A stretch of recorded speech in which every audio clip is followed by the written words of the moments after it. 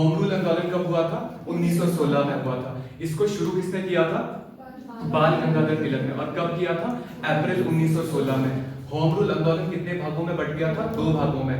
एक था जिसको लीड किया था बाल गंगाधर तिलक ने, और दूसरी तरफ लीड किसने किया था?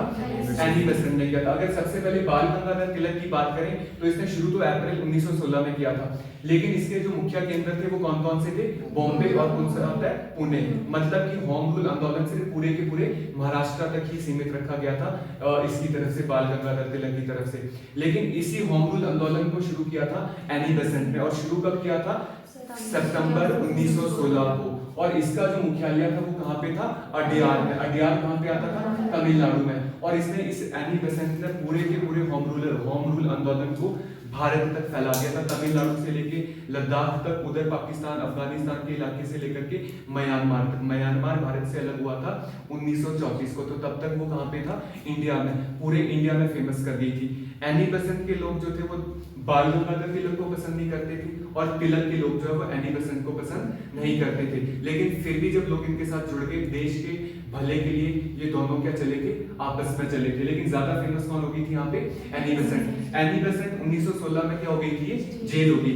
जब ये जेल से निकली तो कब निकली थी? 1917। जो भी जेल से आता था वो अगले साल कांग्रेस का क्या बन जाता है? अध्यक्ष। तो कांग्रेस की पहली अध्यक्ष कौन बनी थी? महिला। तो इसका नाम आता है एनी बेसेंट। लेकिन पहली भारतीय महिला कौन आती है? सरोजिनी नायडू आती है। फिर एनी बेसेंट के 2 बड़े इंपॉर्टेंट न्यूज़पेपर आते हैं, एक का नाम आता है कॉमनवेल्थ और दूसरी तरफ कौन सा आता है? New India. ये 2 अखबारें किसने शुरू की थी? Annie Besant. और वैसे एनी बेसेंट कौन से देश से आई थी? आयरलैंड से आई थी। नेक्स्ट अगर हम इस तरफ बात करें, बाल गंगाधर तिलक की कितनी अखबारें थी?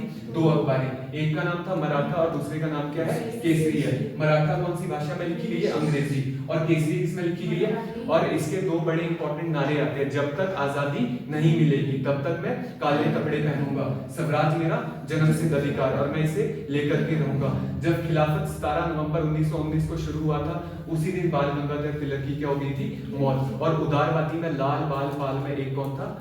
बाल था, बाल गंगाधर तिलक। इसने महाराष्ट्र में गणपति उत्सव शुरू किया था 1899 को।